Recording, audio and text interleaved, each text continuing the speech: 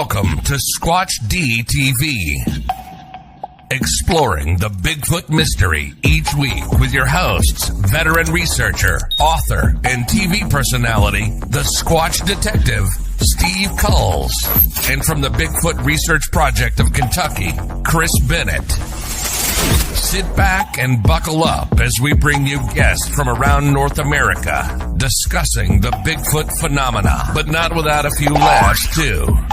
Here are your hosts, Steve and Chris.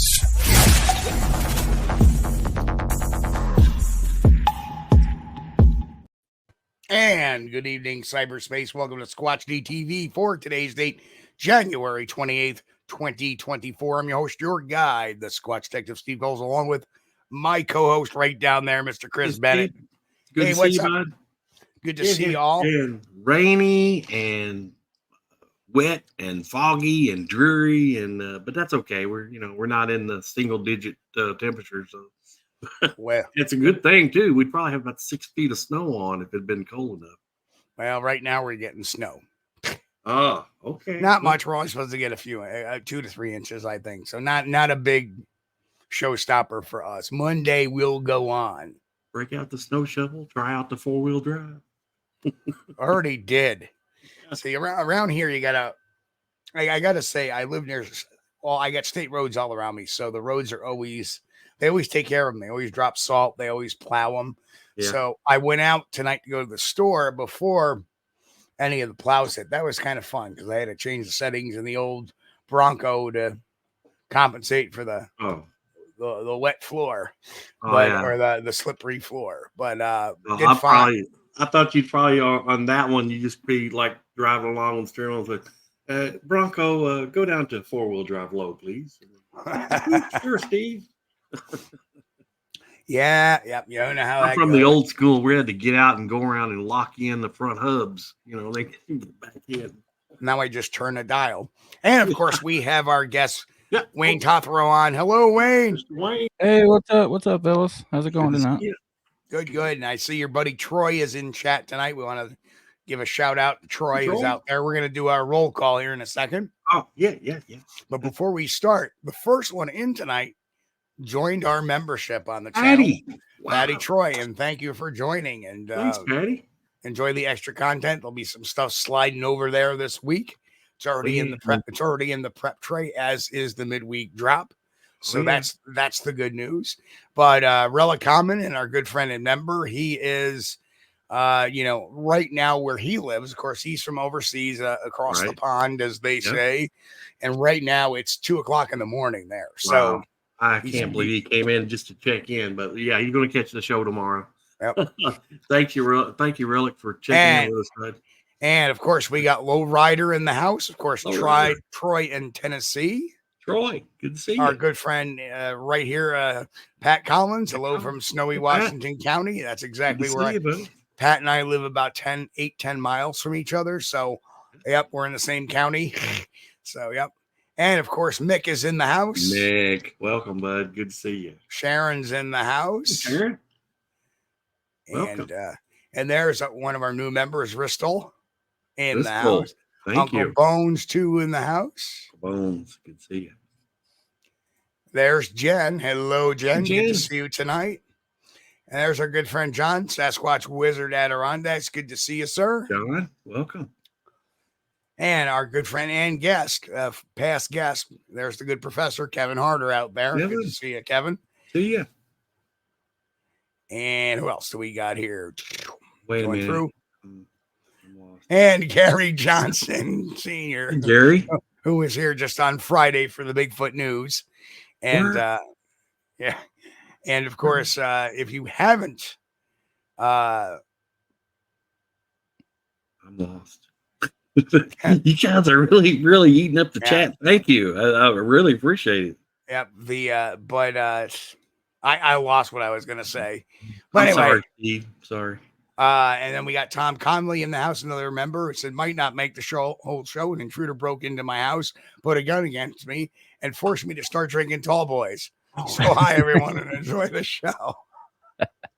We got Angel Nolan. Hello, Angel. Outback Orchard in the house. Another Good friend of mine there. Met him up at the Whitehall Sasquatch Calling Festival. Great dude. And he was on our show a few weeks back. Mhm. Going. We said Tom, we got Gary. Hey, we got tea time with Tiffany. Hello, Tiffany. Good to see you back. Hey, Tiffany. And who else? Low Rider. We're almost there. Uh-oh. That's got to be somebody we know. Who's that? Who that? Who that? That's Wayne. Welcome. That's me.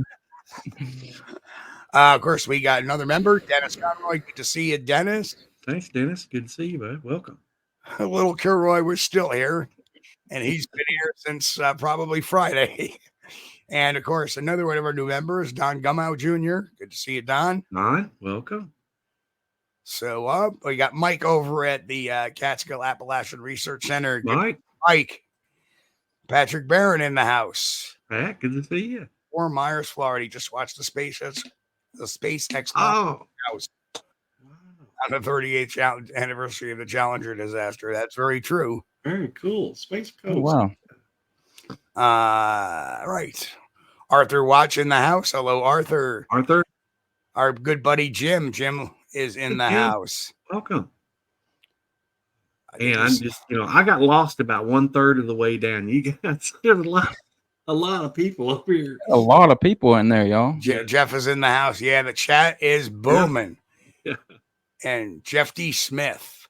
Jeff D. Smith. Welcome, Jeff. Welcome, Jeff D. So, I think nope, still got more. Blake Burrows. Blake. Welcome. And there's Nikki from Sasquatch Secrets. Hi, Nikki. Good to see you. And Bruce, one of our channel members. Bruce is in the house. Good to see you, Bruce. Bud. Grasshopper, of course. Grasshopper, good to see you. Up there is Jay Fritz snuck in. He came in back door. How are you keeping up with who you said hello to and who you haven't? I got a pretty good memory like that. I do not. Pete H in the house, another one of our channel members. Pete, and thank you. Of course, there's Buttworm. We got a Buttworm. Good to see you, brother. And he's made his up and Midnight Madness thrown out a found your channel from Nikki. Well, welcome aboard. Welcome to the madness known as Bigfoot.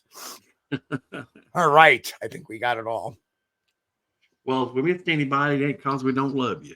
And the reason why, Chris, is what? The reason why we may have missed somebody is because the chat is hopping. It sure is. Oh, DM Zabo said, "Hey, don't forget me." Hello, DM Zabo. Good to see you again, my friend.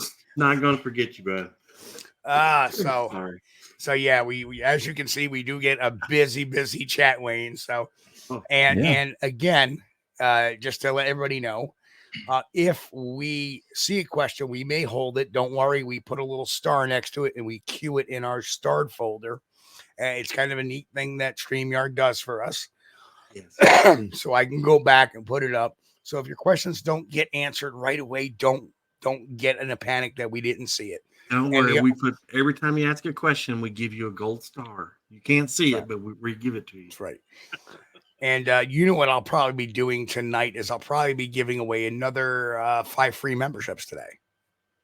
Oh no, I'll do that next week because I can't do it because I don't have the YouTube chat called up. Okay, so I can only. But next week we'll be throwing out 5 free memberships to anybody. The first show of the month, we're going to try doing that. We were able to give away a few free memberships. Try the membership out for a month. If you like it. Keep it on and keep on. And all I ask is those who get a free membership, if you like what you see, stick with it. And like I said, tomorrow morning Tuesday morning, you'll be seeing a drop of some pretty neat stuff coming up. And you might get a sneak peek of what's in store for this week's midweek drop because that's already in the can. So all we got to do is just upload it and we're good to go. So yeah, they work pretty hard on the weekend on the show. So, anyway, let's get to our guest. So, Wayne, how the hell are you, brother? I am just fantastic, guys. How are y'all doing today? I'm very, very honored to be here. I've been looking forward to this. I really have. Well, we are. I honor is all on this Yeah. side, sir. Yeah. Me too. Now, just so everybody knows, you do your own podcast called Paranormal Odyssey.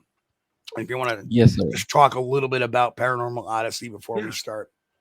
Yeah, I'd be happy to. I do my own show, Paranormal Odyssey. I also co-host that Bigfoot Odyssey. I'm sorry, that Bigfoot podcast with Brian from Sasquatch Odyssey. He and I work together. He's the one that actually started Paranormal Odyssey. You know, he's the host of Sasquatch Odyssey, the wildly successful, Bigfoot podcast. It's like I think it's like number 3 in the world. Oh, cool. Behind the couple that we know about. So I hooked up with Brian a couple years ago. We became really fast friends. He offered me the opportunity to take over Paranormal Odyssey. I was doing my own thing on Facebook with Manimal Research with my organization that I founded.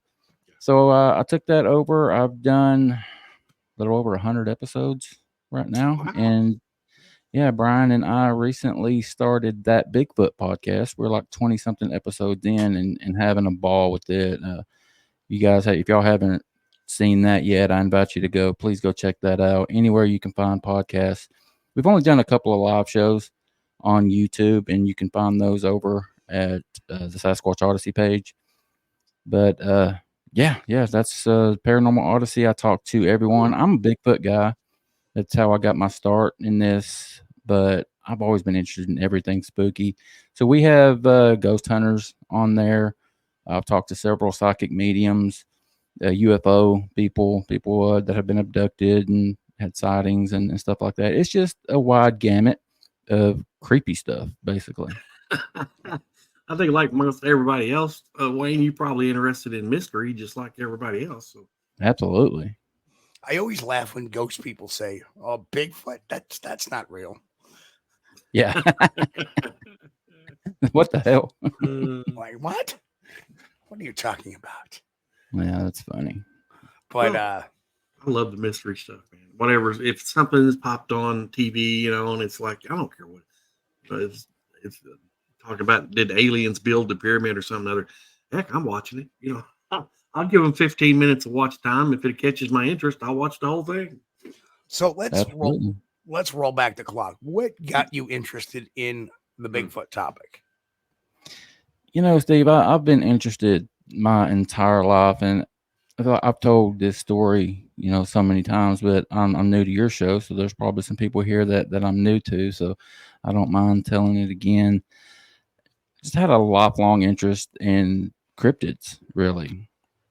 Back when I was in school in the late 80s, early 90s, we would go to, you go to school, and a couple times a week, you were allowed to go to the library and check out a book and then return it the next time you came. I always found myself looking for Bigfoot stuff and cryptid, Loch Ness Monster, Chupacabra, alien, just weird stuff. Back then, there was no internet. Obviously, there was no Google machine that if we want to know something nowadays, we just type it in and find out about it instantly. That's all we had back then. So I took advantage of it every opportunity that I got, and then you grow up, other stuff becomes important. You have kids, have a family, work takes over, you lose interest in all that stuff. But back in 2019, I was working at a place that was about an hour, 55 minutes, almost an hour commute one way, there, and then another 55 minutes back. And my car went down. So I had to borrow a truck from my dad while mine was in the shop. And what happens the second day that I get that truck, the damn radio goes out. What am I going to do 2 hours of my day driving in this truck with nothing to listen to? So that's when I discovered podcasts. Yeah. I looked up all the weird crap I could find. Started listening to a show called Monsters Among Us. A lot of you may know it. Loved it. Started binging the heck out of it. But I found myself wishing everyone would just shut up with all the other stuff and get back to Bigfoot, because that's really all I wanted to hear. So I did some more searching, and lo and behold, who would have thunk it? There are podcasts dedicated to nothing but Bigfoot. Yes. I had no idea at all. So I found one, the biggest one out there, and I started listening. There was like, at that time, there was like 500 episodes. I was in heaven, dude. I loved it. I started from the beginning and just started going through them. And it didn't take me long to find out that there were actually people that were going out in the woods looking for this thing. I always thought that there would be out west, California, Oregon, Washington, Pacific Northwest. It never occurred to me that Bigfoot could even be in my part of the country. Again, I'm in Southeast Tennessee, in the Chattanooga area. So I'm right down here. I joke with people. One of my hot spots is in Tennessee. I can throw a rock into Georgia and pee into North Carolina and be standing in Tennessee. I'm right there in the corner of all three states. So I had no idea that these things were out there in my area. But why wouldn't they be? We're surrounded by mountains. It's wilderness. I mean, all you have to have is food, water, and shelter. And that's here, man. I'm sitting right in the middle of all of that. So it just amazed me that there were people in my area that were doing this. And I'm listening to that show one day, and this gentleman gets on there and he starts to tell his encounter. He says, I live in a small town in Tennessee, about 45 minutes north of Chattanooga. Damn, I live in a small town, 45 minutes north of Chattanooga. And I'm listening, and the more he keeps talking, the more it sounds familiar. And he finally reveals the name of this place. I'm like, this is a place that I've been with my family. I've walked this place. And so it really, piqued my interest. And with the blessing of my fiance at the time, we're married now, with her blessing, it's important to have the other half's blessing. Yeah. She told me, you're knowledgeable about this. You're clearly passionate about it. Little did we know, she said, it's not going to take a whole lot of money to get started. Yeah, right. Yeah. But, so, you need to just do it. So I started my organization, Animal Research. But getting back to that area that gentleman was talking about, once I got started and I had a buddy that was interested in it with me, we went to this area and we found this man that worked there. I don't know if he's a ranger or what, but he works for the state and he's over this area. It's called the Pocket Wilderness. Anybody that's local probably knows about it. Well, he's over this area, has been for years. So I go and I talk to him. I ask him some information about camping because that's what I wanted to do, some backcountry camping. And I asked him, I said, so camping, what do we need to look out for? Are there any precautions we need to take? What kind of critters are out here? And he says, well, we recommend you tie your food up in a tree. There's been sightings of bear. Then, of course, you got raccoons and all the normal stuff. And I looked at him and I said, well, what about much taller critters? Maybe say covered in hair. And his eyes got about that big around. And he looked at me and he said, yes, they're here and I've seen them. And I about lost it. I said, you got to tell me. You can tell me. And he pointed over to his right, my left, and he said, I saw one running up that ridge. I've been yelled at, screamed at, and I've had rocks thrown at me. I don't know how many times. He says, I can't talk about it officially, but I'm telling you they're here. So I can't talk to him on the record, obviously. But that just excited me, man. That told me that there might be something here to look into. And I started then. And, that's a really long answer to your short question. That's a good one. Wow. And it's amazing because I recall talking to a New York State forest ranger many years ago. And I said, yeah, I bet you think we're all out here for a bunch of baloney. And he turned around and said, oh, no.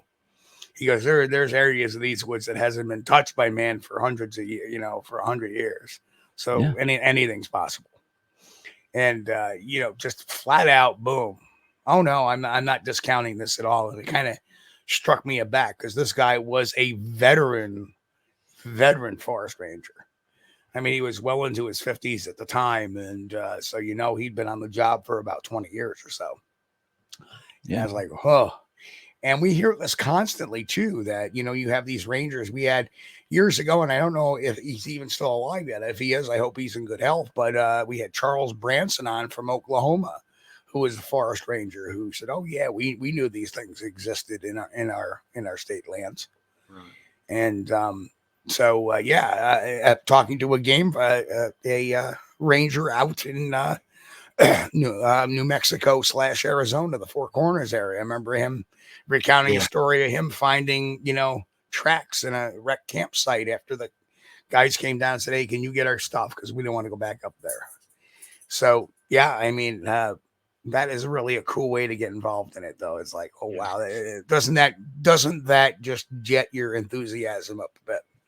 Absolutely. And, I've been fairly fortunate when talking to government officials. I guess I've seen both sides of it. I've only talked to a couple of rangers.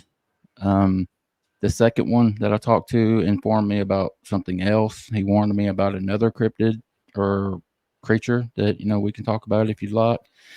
And then another time we had the U.S. Army run us off of an expedition in the Blue Ridge Mountains. So I've seen both sides. It's been welcome to me, and then I've had people to not be so welcoming. Yeah, I wonder what the Army had going on there. It could be they may have a live fire exercise or something, but there I don't know I don't think it was live fire, but there were absolutely some rounds that were being spread. This was in the middle of nowhere in the Blue Ridge Mountains in Georgia, and I mean I can go ahead and tell the story if you don't mind, Steve. Yeah, go right ahead. All right, we're on an expedition. There's about 10 of us. There's actually a small child. One of the members brought his wife and their son, and then the rest of us were investigators. And we get to this location, and we're going out. We're doing our hike, looking around and everything, and we hear just this rapid gunfire. And either the Army's out here doing an exercise, or there's a redneck out here with a lot of money and some time to kill, because those rounds were just going. It got our attention. It definitely did. It made us start heading back toward camp. And one of the members that was there was ex-military, former military, and he told us that he thinks that this area that the Army does exercises here. Well, we're back at camp, and a couple minutes into returning, we see this military Humvee pull up, and then another one behind it. And this gentleman jumps out. He's a younger guy, probably mid to late 20s, I'd say. Extremely polite, very personable, just a really nice man. Everything you think about when you think about the military. He gets out, comes over, shakes our hands, introduces himself, says, we're in the area. He's like, you guys are absolutely fine. You're fine to be here. We're in the area doing some exercises, about 45 minutes. We'll be out of your hair. You'll never know we were here. Said, if they do their jobs right, you'll never know they were here. I said, yeah, cool. That's all right. And we're just talking, BSing for a couple of minutes. And then my buddy, the vice president of the company, Manimal Research, he sticks his foot in his mouth. He takes the cue to go ahead and ask this guy, well, I'll tell you what we're doing. We're out here looking for Bigfoot. We're researchers. Have you experienced anything like that? And guys, I tell you, his personality switched. It went from very polite and friendly to very matter of fact. He cut the conversation off. He said, okay, well, nice to meet you, ended it and walked away. And first off, he told us no, there was nothing in that area. They'd never seen anything in that area. Then he walks back, and I see him talking to who I'm assuming is his commanding officer, sitting in the Humvee, and they're looking at us. He keeps looking back at us. We're like, man, what did we do? Are we in trouble? It just weird feeling just came over all of us. They never said another word to us.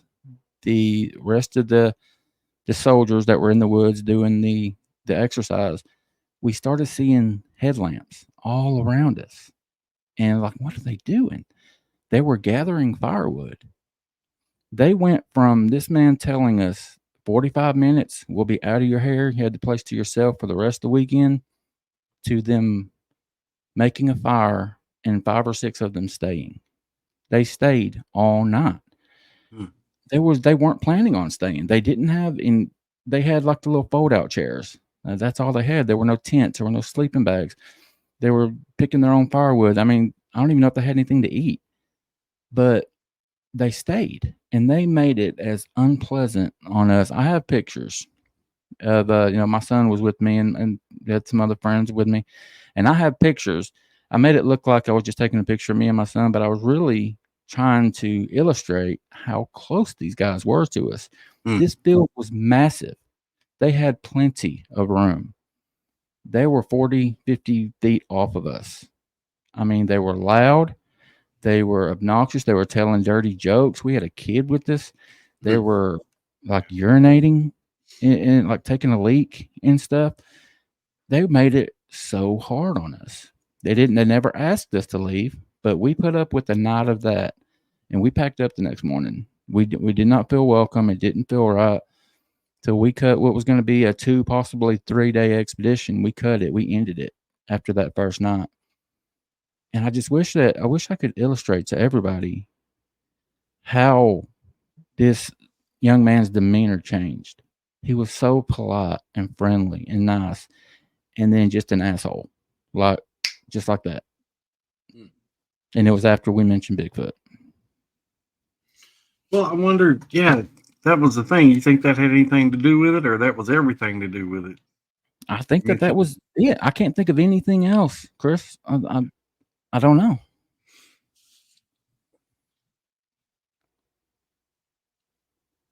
You're muted, Steve. I am muted. There you are. I was watching the chat scroll by. And, there's some thoughts out there saying that maybe they were watching you guys to see what you were going to do. But I think really them making all that noise and being harassed, they wanted you guys out of there. Now, what reason is it to stop your Bigfoot research? Or maybe they think you're just a bunch, and no offense is meant, but here's just a bunch of hillbillies out here with some guns looking for Bigfoot. They're going to get somebody hurt. So we'll just keep some guys near them for the night. You guys want to camp out? Yep. All right, cool. And you camp out, make some noise, get them out of there, and then we have to worry about that area. I mean, that's also a possibility. Absolutely. I've considered every bit of that. Yeah. Steve. And and it's one of those things. We were very armed. I don't go in the woods unless I'm armed. Sure. But it's not like we were advertising it. I didn't have anything on my hip. We didn't have long guns out. No one did. We hide our guns. We don't. That's one of our rules. When we go, I feel like Bigfoot knows what guns are. I just have that feeling. I always have. So if you're going out into the woods doing an expedition looking for Bigfoot, what's the point in carrying a gun? You're not going to get close to them, in my opinion.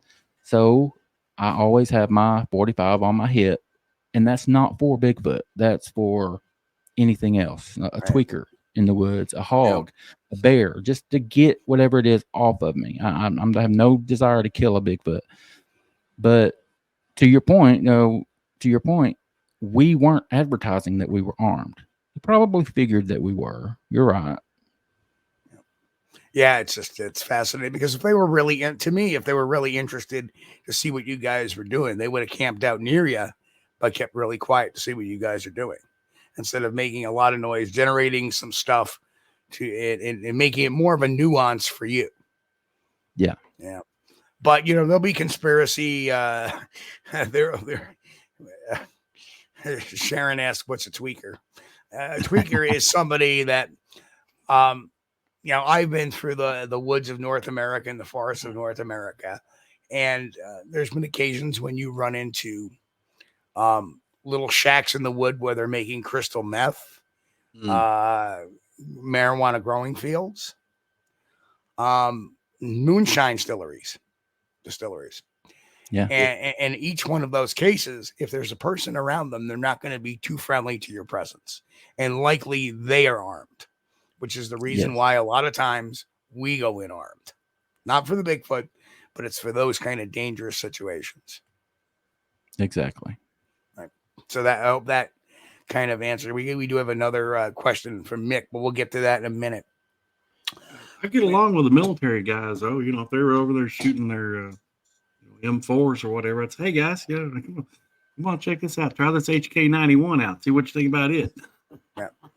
Yeah, but there'll be 1,000 conspiracy theorists out there going, you see, this is why it's a government cover-up. But really, to me, it sounds so localized that they weren't out there. They didn't show up after you were there. They were there when you showed up. Correct? Yeah. So and I have talked to people since. Just coincidentally enough, it was like a month, maybe 6 weeks after that incident. I had Lyle Blackburn on my show, and I was interviewing him. And no, I'm sorry, it was Ken Gerard. I always get those two confused for some reason. Gerhard, it's Ken Gerard, Gerhard, however you pronounce it. And I shared that experience with him just to get his opinion. And he told me about one of the books that he written. He interviewed a gentleman that did his military training for the armies in the Blue Ridge Mountains. So it's pretty known that area, they do simulations. And he wouldn't give me the name. Obviously, he never shared the guy's name. And you may be aware of this, guys, but I certainly wasn't. But this guy told Ken that when they got their field manuals to go out there and do the training, that in there it states what to do if you encounter a Sasquatch. That is, I don't know how true that is. That is very true. There was another story told by Sergeant Todd Neese out in Oregon, who actually retired from the military, who confirmed that. And somewhere there is a copy of that actual manual out there that says that they say not to shoot at the Sasquatch and not to, that they generally will leave once they realize human presence is in the area. So, but they're acknowledging, there it is, the government acknowledging that these things are real. Yep. Do not disagree with that, but that's one department of a government that has many departments. And while one department may say, hey, these things exist, other departments may say, we don't, believe in it, like the Department of Interior. Yeah, but somebody that's in charge of that training, one of the commanding officers probably got some reports from the guy that say, hey, we were out here and we saw a big hairy thing out in the woods and it was walking on two legs, So they might typically upgrade their pamphlet a little bit to tell everybody, well, you can expect to see something hairy on two legs. Bill, that would, I believe it was the Army training manual, because Sergeant Todd Neese is from the Army. Was Army. He retired, I believe, a first sergeant, I believe. So they do around that area. I think they did like field training and maybe survival school, I think is what that was. Okay. And I know to get to that location, guys, it was almost an hour of 10-mile-an-hour driving on some of the roughest roads I've ever been on. Gravel, pitted out, and it was 45 minutes to an hour to get there. That's how deep into the woods this place was. It was out there.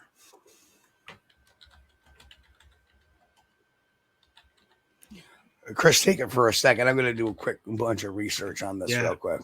I'm trying to scan the chat here. So you, Wayne, I know we were talking a little bit before the show. You just finished a little expedition outing over somewhere in Kentucky. Do you want to talk about that any, or?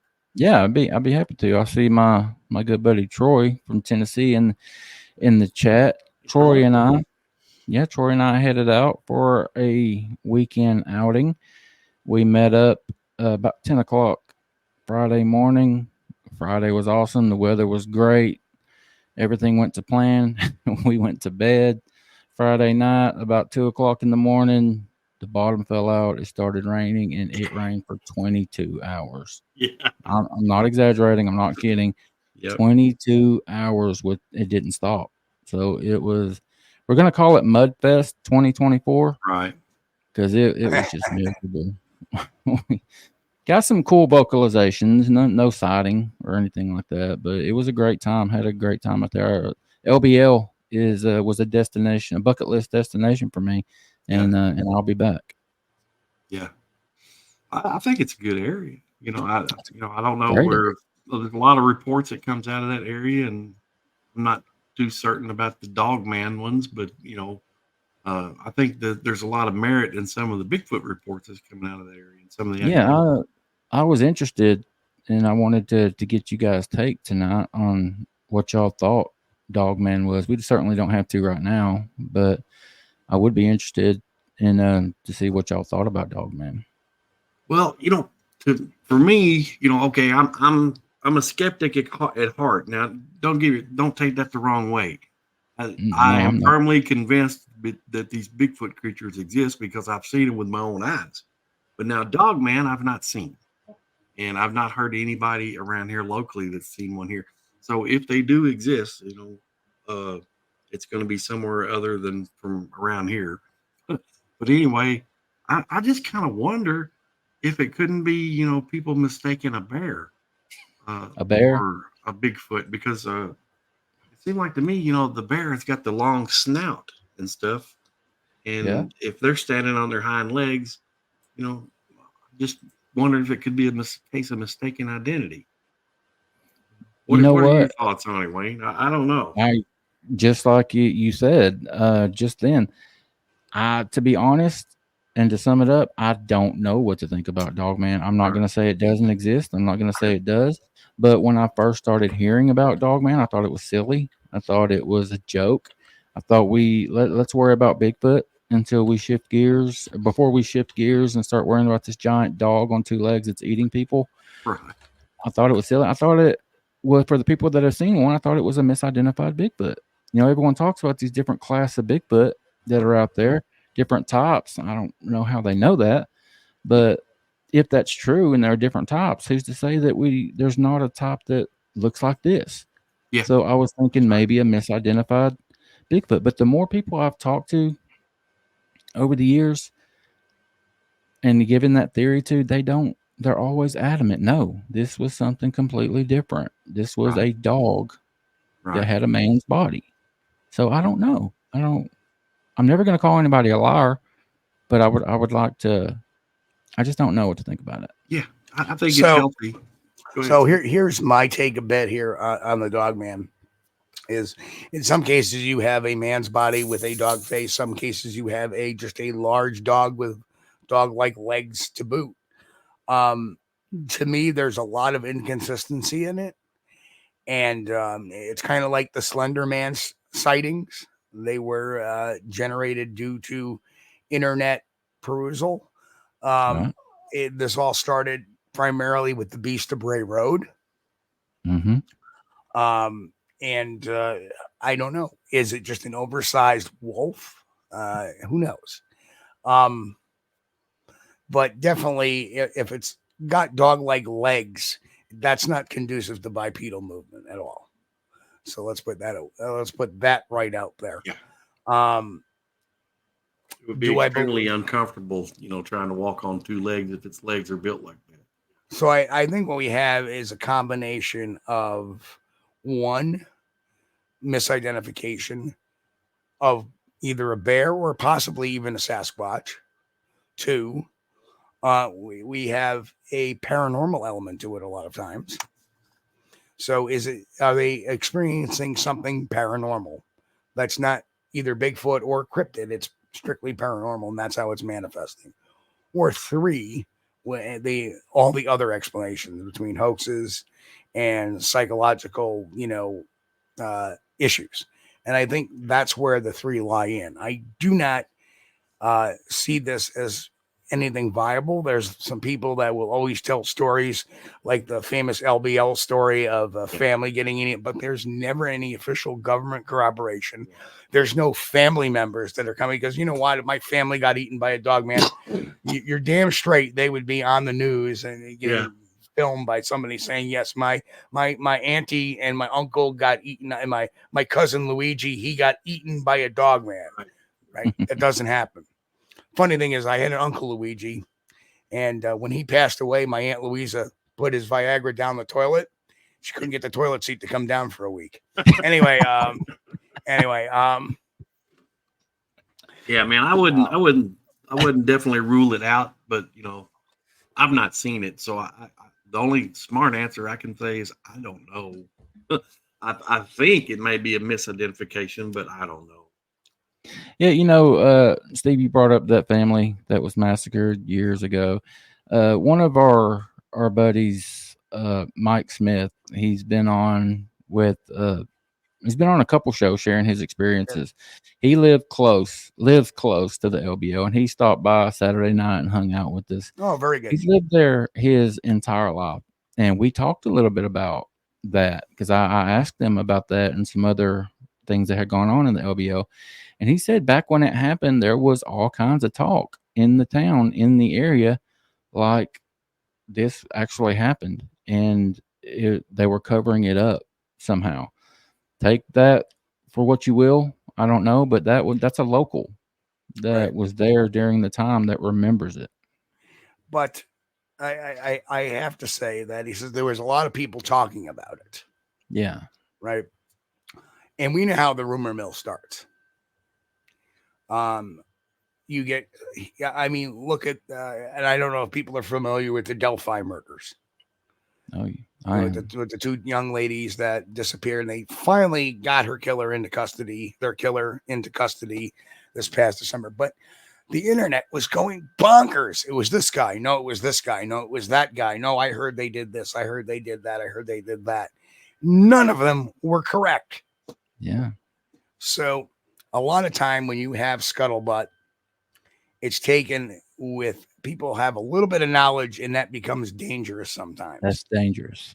Right. So do I think maybe that's part of it? Was there a cover up? The cover up is, they said perhaps it was a bear. What if it was a bear that did all that? Or a big cat did that? They're going to keep that. They want to keep that quiet too. We remember the movie Jaws. Yeah. Remember, they wanted to keep that quiet because they didn't want the beaches to close. Yeah. Right.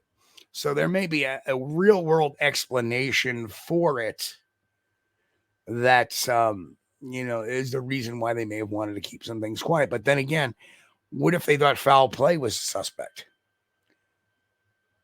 Has anybody produced the names of the people? No, it's not in the story. That the story was available on the internet. And I'm gonna tell you straight up that there would be a family member if this really actually occurred, saying, "Hey, my so and so was murdered or killed in the LBL," but that is yet to happen. Yeah. Who was that guy very recently, within the last couple of years, that came out and claimed to have been there? You remember that? I heard about that. Yeah. And of course, no names were dropped of the people that were involved. Of course not. Of course. So what is that telling you? We get the same thing with them scooping up dead Bigfoot bodies in a forest fire in Nevada. We get the same thing about the Mount St. Helens, grabbing them off of the Mount St. Helens eruption. One name to it, just a person talking, and no other names are associated with it. That's an issue with that. It's a big issue with that. Yeah. Yeah, I think it's good to keep a little healthy skepticism, Absolutely. The thing is, years ago, I first read that story, The Beast of LBL. I read that online, and to me, I got that it was a fiction work by somebody had a little bit of talent, but there was just a lot of things in there that didn't match up. Now, Tennessee Cherokee piped in, said there's also no law enforcement reports, hospital reports, or coroner reports. Right, exactly. Yeah. And, that's why you get tempted. You read something like that and you start checking into it, and then you find out, well, okay, this is fiction. You Those are all huge red flags. Yep. And you combine a story like that that's full of gossip and anecdotes and people talking in whispers, and add that with the X-Files, which I do believe this incident happened while the X-Files was airing. Really? That would have probably been about right. Yeah, that's a pretty long time ago. Back in the 90s. Yeah, it was right? a pretty good while ago. And that's when the X-Files was airing. So, of course, here's this. It's a government conspiracy. Let's face it. Do government conspiracies exist? Well, yes, they do. We're finding that out with the UAP phenomenon. Right. But it has to deal with national security. A family getting killed, mauled to death in a national park. I believe LBL is a national park. At least a state park. It's a national recreation area. It's a national. Okay, yeah. It's a national because I've been there. In a national park, will not send in the ultra secret group in there to figure out what it is, because the first thing you're going to do if I'm a ranger or a forest ranger is, if I have something, find people dead, I'm going to look around. I'm going to call the appropriate forensic authorities, but I'm going to say, well, this things look like they were killed by an animal. Right? Is that going to blow the whistle on? No, because it happens all the time in national parks. Happens in Yellowstone, So to me, it's the internet. That's pretty close. The internet. All the internet internets going crazy on it. Mike Smith, the gentleman I was talking about that was a local, literally just now texted me. I saw it come across my watch and said that it was the late 70s, early 80s. He thought when that's supposed to be. Been a long time. Yeah. Long time. Right. So I don't know. To me, like I said, that whole Delphi thing is a great example of that other guy, what's his name, Kohlberger, the guy that killed the folks out in Idaho, the dorm. That's another one where the internet's going crazy about this, making claims of this and claims of that, and they don't know. And just like the Delphi things, they didn't really. They found a lot of people found out they were wrong when the actual complaint started and the paperwork started getting leaked. Mm. Yeah. Are you a big true crime guy, Steve? I do follow true crime. Of course, that's again, part of my investigative nature. So I see an unsolved murder or something like that, and having a background in forensic interviewing and some psychology based on it does kind of spurn my interest to take a look and see how things play out. And I watch consistently, how the internet just blows up, all these crazy things. Look at the UAP video that Jeremy, and I'll just go really, really simple. You have the Miami alien invasion there at the mall, completely internet based, completely spun out of control. To me, there was 200 police officers there. Well, of course, because there was a huge fight between a couple bunches of kids, which could have been gang related.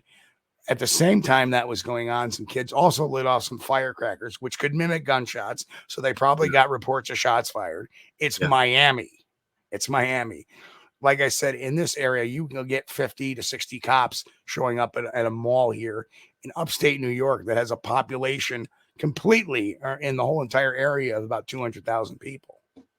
Right. So if you can get 60 cops and 200,000 population, getting a couple hundred cops at a mall in a population that has over 1 million, well, that's not too incredible to me. Yeah, that's what I thought regarding that whole thing. If you were to mention a mass shooting that's active, you're going to have every damn cop in the area that's there. So the fact that there were so many police officers there, I mean, for a teenage fight, that would be overkill. But you start talking about the authorities are getting reports of a mass shooter, an active shooter, then it's gonna draw the attention of everyone. And then the same day that Corbell dropped that UAP video, the jellyfish video, which I'm sure most people have seen by now. Yeah. There was some YouTube channel that came out there and said, "Oh, debunked. Yes, it's CGI." But he doesn't show any reason why it's debunked as CGI. That pisses me off. Right? Just gives his opinion. And of course, when the Pentagon was asked about the jellyfish video, was it authentic? They said, no comment. Yeah. Right? Meaning, guess what? Right? Because if it was fake, they'd boom. We do have a couple of questions out there in chat. Yeah. First one is from Mick, who says, question for Wayne, would you walk through the Smokies in the dead of night when there's no moon out? By myself, absolutely not. If I had company, I would, because I mean, I still wouldn't be comfortable with it, even with company. But I feel like there's safety in numbers when it comes to these things. If you're in a group, you're, I think, less likely to have an interaction versus if you were by yourself. So to answer that, alone, no. With the group, I think it'd be pretty cool. Truthfully, you know what? I wouldn't do it either. Yes, I've charged after a Sasquatch before, or I thought what I thought was a Sasquatch, where it's coming from, by myself. But I'm not afraid of the Sasquatch as I am afraid of other animals such as bears and wildcat, that where strength in numbers is needed. So if I was to walk into an area I was unfamiliar with, or specifically what type of predators are out in those woods, yes, of course I'm taking somebody with me if I'm taking a few people with me, because there is strength in numbers. I have walked down a hill in my own domain where I know what animals are out there and have heard something approaching me that was rather large. And that occurred on a podcast a couple of years ago when we did the expedition to the mountain. I merely stopped where I was and got my Mike and Tactical Bigfoot Research. I got him down there with me, right? Because I don't know what's in there. I don't know if a moose is coming out. I don't know if it's a bear. Wildcat, I pretty much can rule out for this area. They're very rare. So, I was more concerned that a bear was going to pop out of those woods. Right. The next question is, have I investigated the LBL at all? So I will say this, and allow me to tell my LBL story real quick. I was in LBL in 2006, I believe, 2007.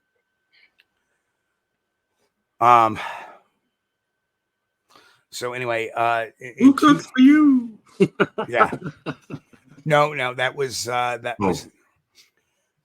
anyway. Okay, go ahead. Sorry. So we go out and we leave Steve Dismore back alone in camp, and he was under the instructions to stay in camp, listen, don't do anything to provoke. We're going to be out in the middle of nowhere. We did know there was an occupied camp up the road to our right, or on the same side of the road as we were, that had a rather large group of college students that, we had already visited once, and they understood what we were doing, and they, said, okay, they promised they were going to keep quiet. In the complete opposite direction and across the road from where our camp was, where there was nobody, there was no camping on the other side of the road. Because it was two mountains. So the other side of the road went up to a mountain, and our road dead ended to the lake. So we hear bang, bang, bang, bang, bang, bang, tree knocks, bang, bang, bang, and it went on 3 or 4 times. So we decided, and we're watching that now. Mind you, we are completely blacked out. We are wearing night vision, and we can see everything. We don't need to move with lights. And we look over, and the college students, for some reason, are moving towards our camp a little bit, not on the road, but in the woods a little bit. And they had flashlights going, like they were listening for something, or they had heard something. And they're all looking around. But then we hear these tree knocks. So we turn around and go back to camp. We get back to camp. It was only like a 3 to 5 minute walk. We get back there, and Dismore is sitting in a chair pointing to where we were hearing the tree knocks. And his eyes were big as saucers. And he's like, I don't know what to say. It's pretty damn close, but it was, it's across the street in the wood area. So at that point in time, I'm putting one and one together. I'm the tactician. So I'm standing there at the very foot of the lake. And somebody asked me what I think. I said, well, we got the college students looking for something. So they heard something over there. They weren't quite sure what it was. They heard something rustling. Right. Then we got tree knocking over here. I'm wondering if one is over on this side of the road and the other one is trying to say, hey, I'm over here. And meanwhile, right now, it's dead quiet. I need a peep in the forest. So we decide after about 15 minutes, let's all go up the road a bit, take a walk. So we're going to just leave the camp abandoned. We get maybe 50, 75 feet out of camp, and we hear this running through the camp. Running from the area which is populated running to the area where the tree knocking was occurred. And we were all accounted for. And there was nobody at our 6 because we were the dead end. Can't answer it. Can't explain it. Is it Bigfoot? I don't know, but it was quite interesting. So that's my LBL experience. Yeah, that was pretty cool. Yeah. Very, very cool. I've been out there too with the same gentleman. And I'll tell you what, now somebody commented in chat earlier that there was like one road. There's more than one road that runs through. There's one main road that runs through LBL, but once you get off there, there's all kinds of these. That goes from gravel to dirt to mud to swamp. We definitely were on dirt roads. It's all through the whole area. Where you can actually, you don't have to hike 6 miles to camp out. You can drive out and then camp out, somewhere near the dirt road there. But it's kind of remote. It really is. Yeah, it's an interesting place. There are places in there that definitely have the creep factor. There were times this weekend that I was creeped out. I had that feeling like something was watching me, that something was in the area. And both nights, Friday night and Saturday night, I heard talking. I know I heard talking. And the whole time we were there, guys, we saw 8, I think Troy counted, 10 or 11 vehicles the whole time we were there, for almost 3 days. No, it wasn't busy. No one was there. And I know I heard talking. And it seemed like I heard kind of sounded like a car door closing, that thud kind of. It wasn't a wood knock, right, but it didn't sound like a car door either. But I heard talking that kind of talking that we've all heard. It's in a distance. You can't make it out. You don't even know if it's English that they're speaking. It's so forth. Mm-hmm. And no more than 10, Troy says. I mean, there was no one there all weekend. Mm-hmm. And there's just something about that place, man. It definitely has the creep factor. I will admit that. There was another incident that had occurred, and I wish I had a recorder going at that time, but we heard some screams that were coming out of the woods, and it was immediately followed up by a little bit and change of direction of some coyotes. Mm-hmm. And I heard the same thing, Steve. And then we heard almost like a coyote being strangled, and then all of a sudden everything just went dead silent. Right. And when I went out there with Steve Dismore, me and Scott went. Now that was the next day after he had a sighting, and we investigated the exact spot where he had the sighting. And I was on my hands and knees looking for tracks. I couldn't find any tracks, but there was some vegetation that had been flattened, and it was easy to tell. These little long, spindly horseweeds, some of those had been flattened out and they were completely flat on the ground. But over in that area to where he had saw it, the ground was pretty solid. So, it was pretty tough and we couldn't find any tracks anymore. But super area. And if it was closer, I would spend more time there. But man, that's a heck of a long drive. That's far western Kentucky.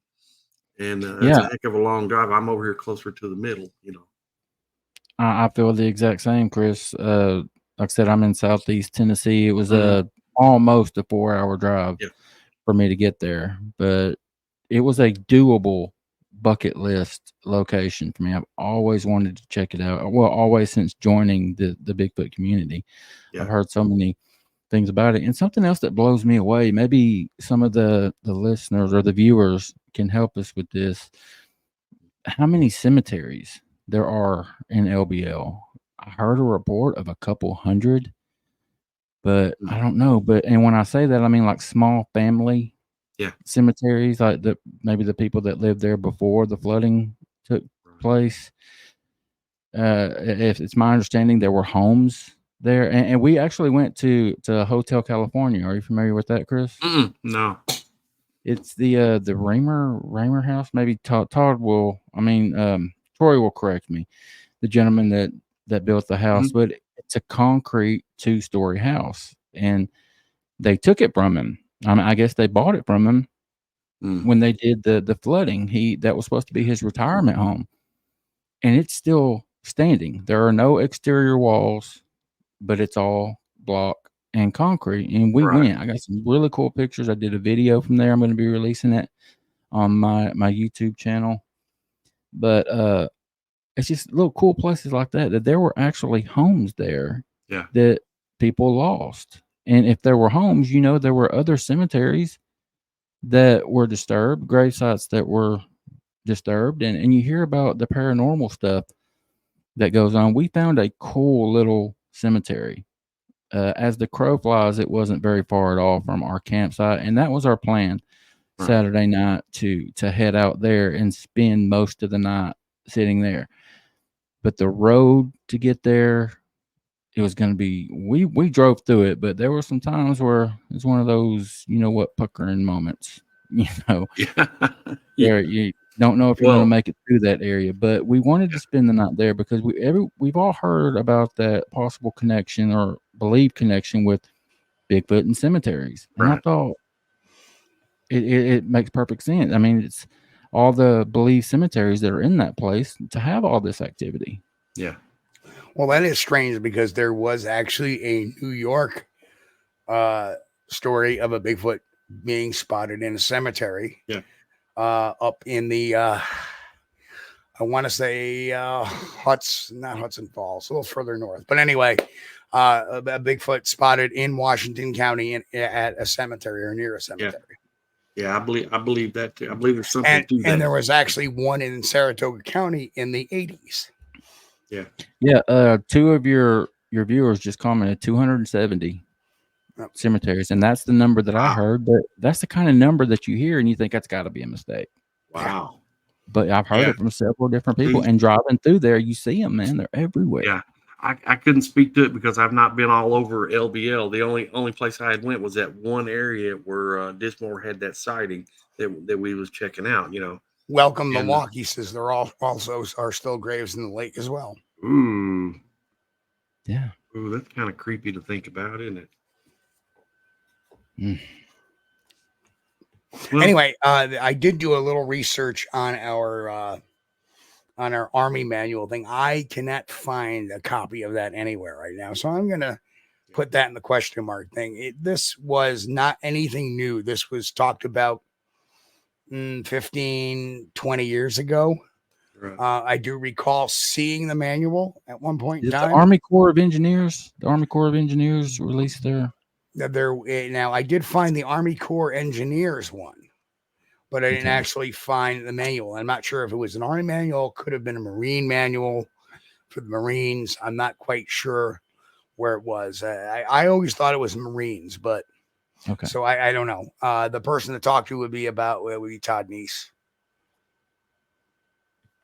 So, but I can't find it. It may just be lost somewhere in the internet somewhere. It's somewhere, but it's just lost in the internet. I don't know.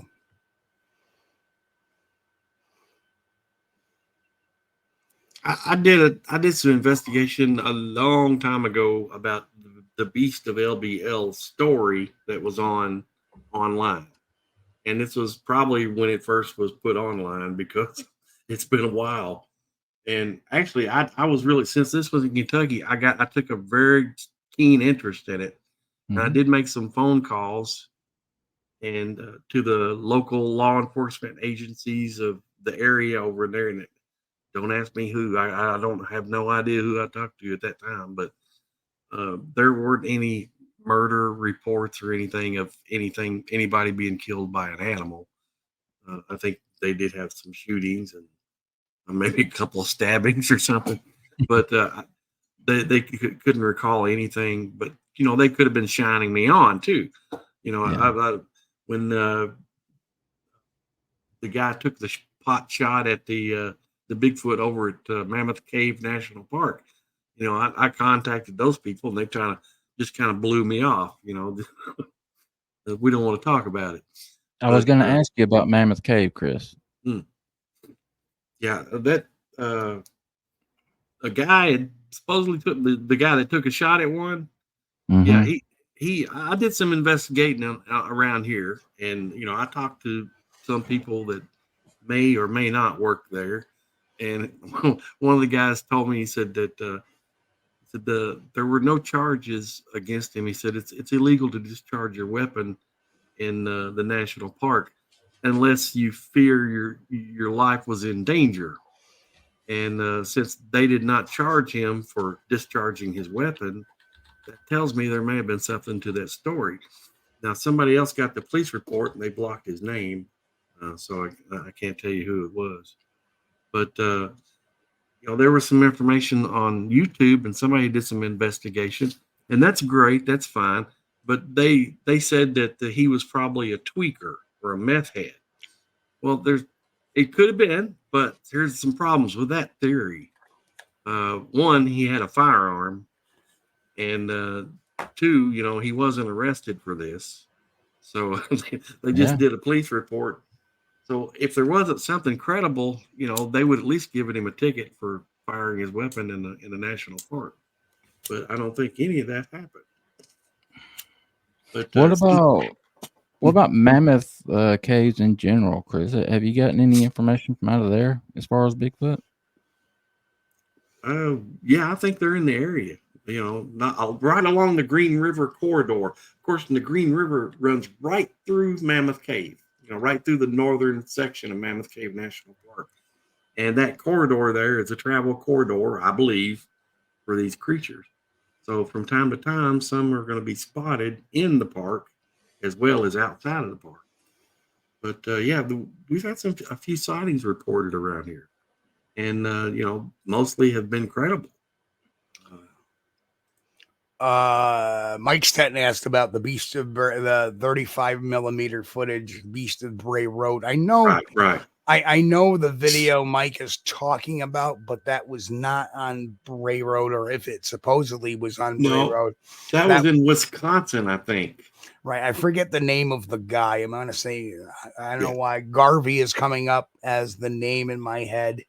But there was a video of a dog was supposedly taken out of the side window of a truck or something back in the 60s or whatever. And it transformed into like this. Yeah, that was all figured out to be a hoax. But I don't think it was Bray Road necessarily. Okay. What do you guys think about caves? You think they use caves? No, I don't, because I think if they use caves... Chris does, but I think I only think they use cave with multiple exits, because if they were in caves with exits, guess what? We would have cornered one by now. I agree. I can see that, but also this brought up the question this weekend with all the nasty weather that we had on nights like that and days like that, where it's just constantly dumping on you, pouring rain. What do they do? Where do they go? Or they just sit out somewhere and get rained on? Well, that's what gorillas do. That's what chimpanzees do. There you go. That's where all the other primates do that, with the exception of us. Yeah, you just answered that for me, Steve. I never considered that. Yeah, just like all the other primates primarily live on the ground. I mean, but if they're in an area that has caves or protection, it's common sense that they're going to use that. But they don't. In Africa, they don't. The only the only primate they found in caves were some families of baboons. That's about it. Other than that, the gorillas, even though they had caves available to them, chimpanzees, even though they had caves available to them, orangutans, even though they had caves, especially in that Sumatra area, they have caves available to them. They don't utilize them. Right. And there may, and the reason being is they may have trepidation, like we approach a cave is, could there be a bear in there? Could there be a wildcat? There could be some other predator in there. So they avoid those areas. But in this case, at Mammoth Cave, now there's some people that their job is to go in the cave and explore unexplored sections and map new areas of the cave. And matter of fact, Josh Gates has had a show. I can't remember what it's called. May have been, I don't know if it's Expedition X or whatever, but one of the guys that explores those caves and maps them for a living, does this for the government. Okay. He had an experience in there, and there were 5 other people in there with him. They were back in an uncharted area of the cave, exploring and mapping new areas of Mammoth Cave. Now, what they do, they go in for a day, they go to sleep, they wake up the next day, and they just continue going, until they've explored all they're going to explore, then they turn around and leave. But at one point during their exploration, he said that he felt a distinct presence. There was someone else there with them. And they were looking around, and he asked his buddy, he said, did you feel like somebody else is in here with us? He said, yeah, I do. He said, I felt that. There's a presence here. Well, when they did their investigation, later on, they went back and they got some recordings of definite primate-like sounds from deep in the cave. And they also recorded a shadowy image that walked by.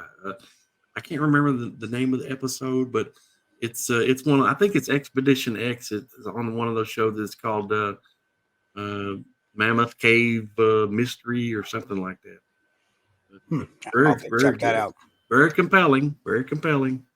And people that do that stuff you just mentioned, Chris, that do that for a living, anything, even people that go caving as a hobby, that's a special kind of crazy, in my opinion. I want nothing to do with the damn cave.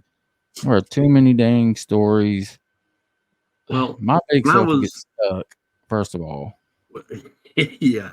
When I was 15 years old, I loved it. And we were lucky enough on the home farm. We had a cave, and you could go in and explore it a little bit, if you, had your flashlight and everything. And I've been in that thing a million times.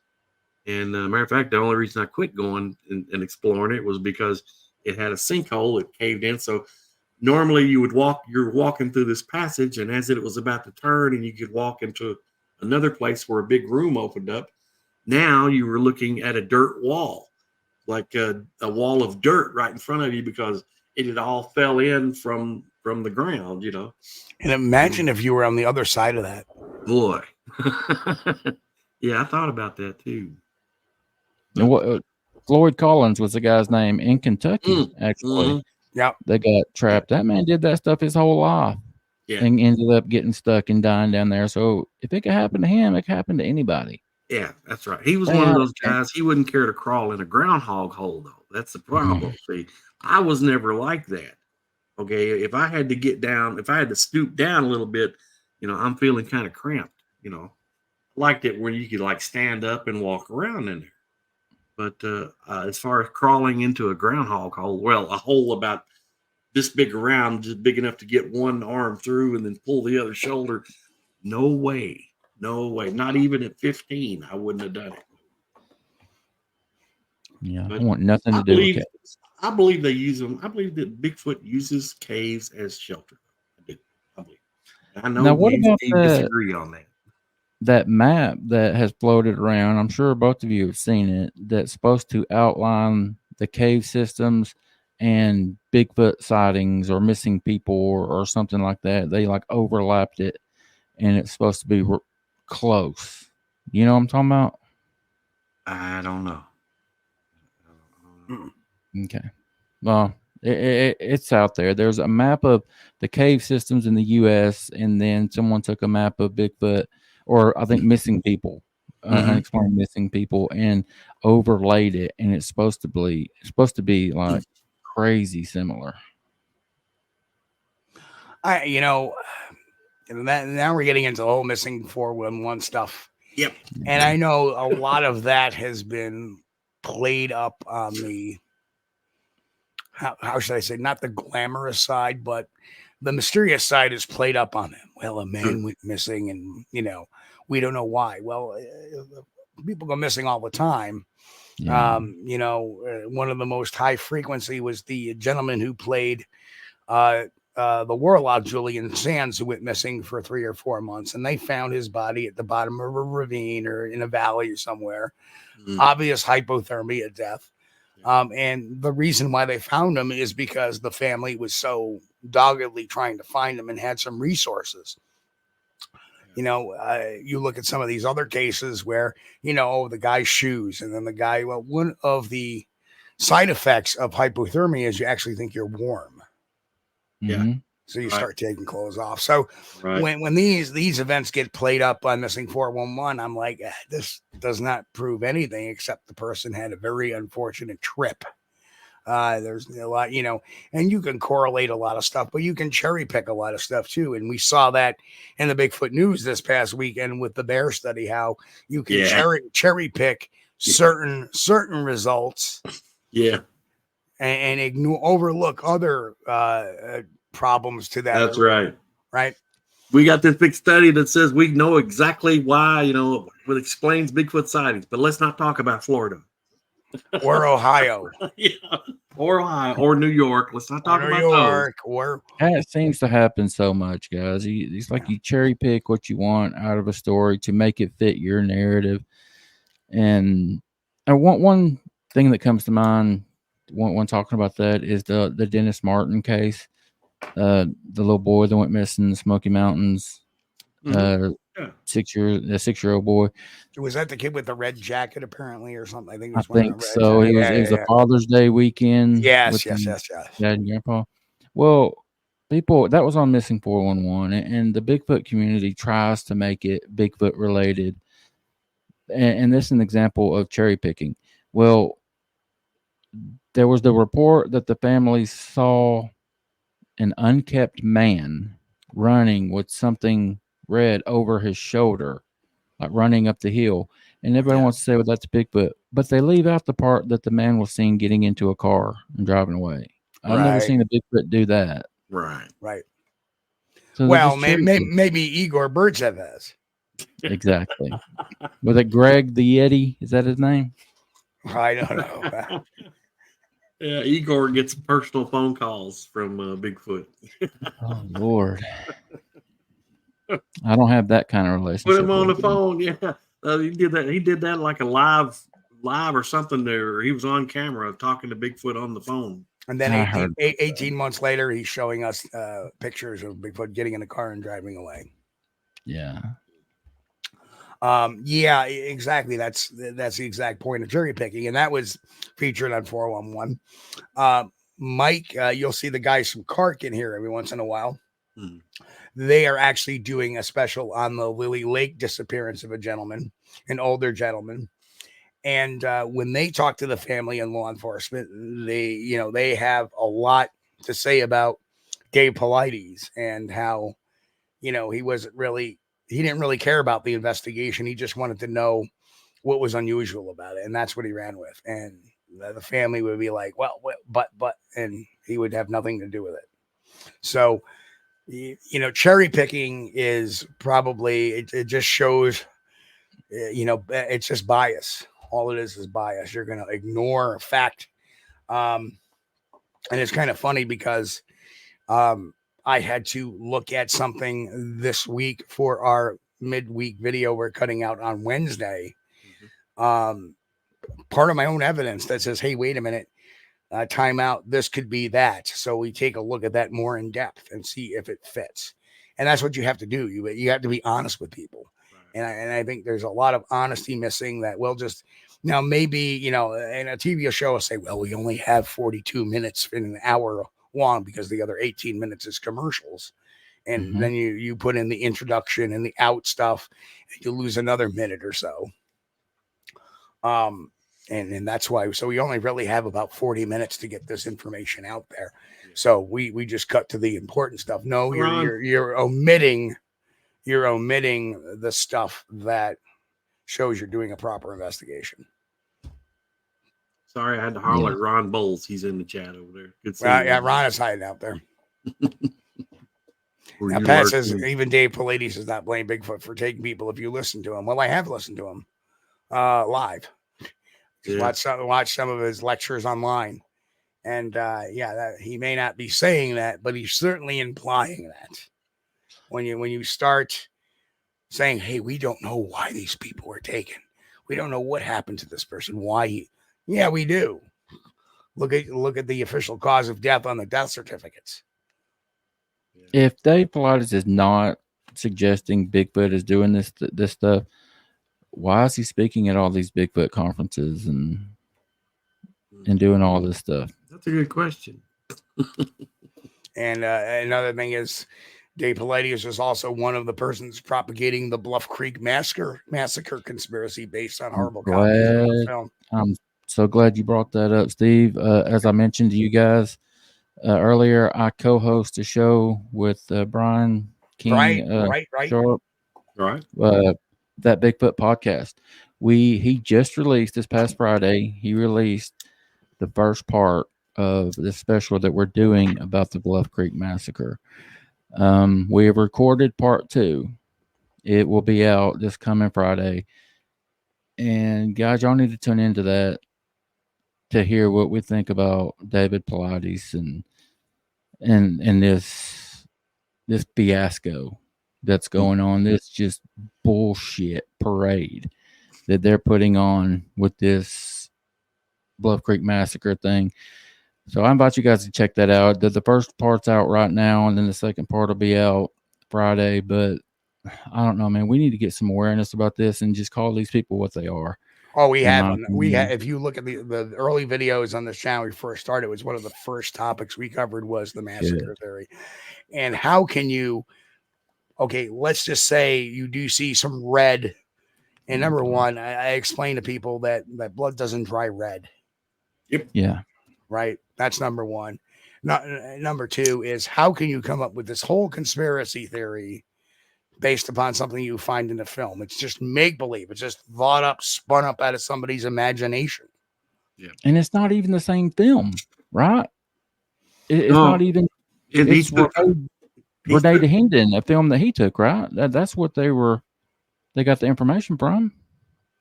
No, I'm not sure. The Patterson Gimlin film, they're showing some red discoloration in the grounds where Patty was walking. Now here's another great theory, is that if supposedly all these bodies were shot up there, why would Patty be walking around an area where a bunch of Sasquatch had already been killed? Yeah, I mean, I think the whole thing was they were claiming that they found, MK Davis was claiming that he found a portion of the Patty film. Okay, hold on. I got to stop right here.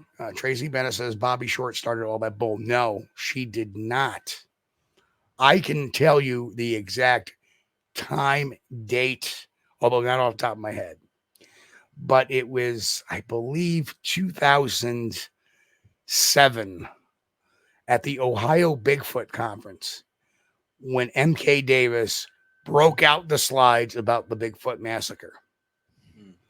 He was the one that started it.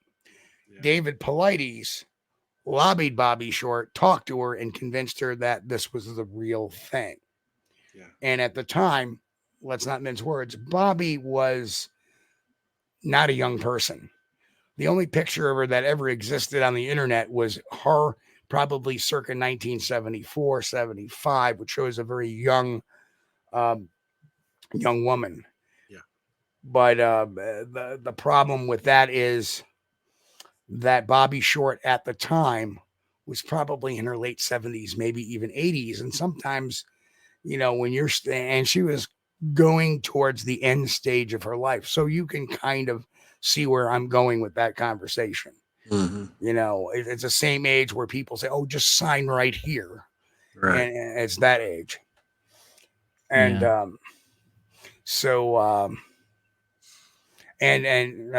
Pat says that Wayne is right. He did mix in a different film. He did. He mixed in the Blue Ridge Mountain film as well. Yep. And tried to claim that the dog involved was was a hunting dog, which does not look like a hunting dog to me. But anyway, but yeah, it was like everybody that could gain ground on it did. Somebody mentioned Cat Hansen. Another one that jumped on that bandwagon too was Steve Isdall from, How Not to Hunt. And these people, you mean to tell me that the people that were involved in this massacre spent the rest of their lives or all these years later talking about we need a body or we need a piece of a body when they very damn well knew where they could go and get the bodies because they buried them? What sense does that make? Exactly. The mystery would have been solved. And here's the thing. This theory was concocted by somebody who had no grasp of the law. Yeah. They're trying to say, well, they covered the bodies up. They didn't want to get in trouble. Well, there's no law. There's no law. Exactly. Right. Exactly. Even if I shoot a Bigfoot, and I thought I would, but if a Bigfoot is shot and killed today by somebody, and it turns out to be a variation of us, a Homo sapien, say, they still could not be charged with murder because that particular creature is not in the books, and the killing of that creature is not a law. Yeah. And they can't make a law tomorrow and go back to last week and say, hey, we're going to charge you for that. We just made this law today. Right. That doesn't work that way. Exactly. So why would they even cover it up? And what they skin these things and sent the fur to Russia? What kind of BS is that? Right. And like accidentally got lost inconveniently. It's just the whole thing crap. Like I said, this whole thing is just spun up in the mind. Yeah. Yeah.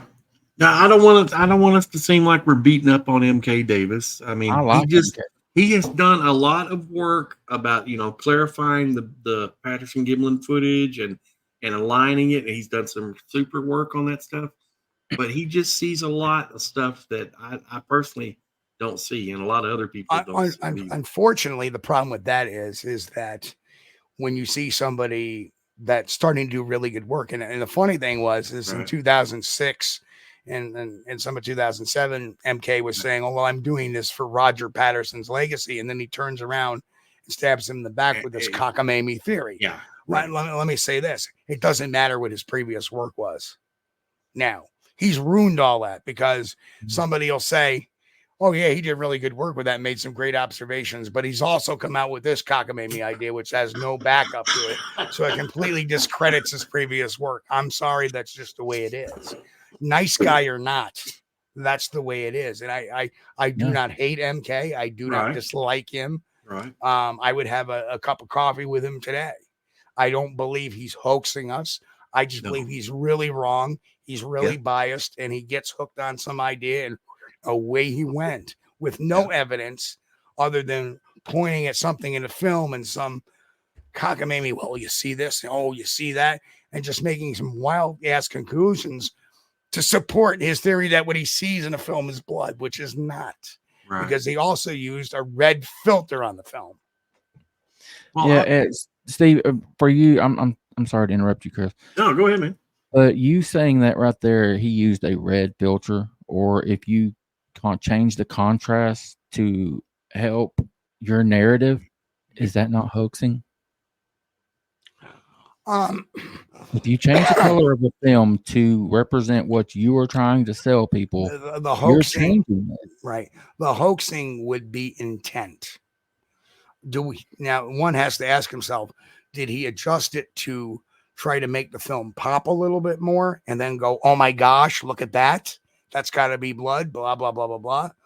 Or did he say, I'm going to make this story up and I think that in actuality, I don't think he was intentionally doing that. I think that's how his mind works. He went to sharpen it up and then boom.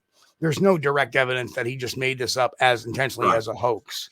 I don't Okay. find that in his character. No. I think his mind escaped him with this one. Okay. He just sees stuff that I don't see as being there, you know. Right. And everybody is correct. I've said it 1,000 times. Blood dries brown. It would look Okay. like it would actually look like an oil field, you know, in that kind of footage. It would be very dark. Yeah. And, you know, if Patty was shot when she was walking, I mean, we would see some. So Pat asks, how do we blood. know Bigfoot blood is red to begin with? Well, every mammal's blood is red Yeah. because it requires hemoglobin. Got the hemoglobin, right. Right. And it's, you know, and iron, and the iron in the blood, which kind of gives it the nice red tintish it does.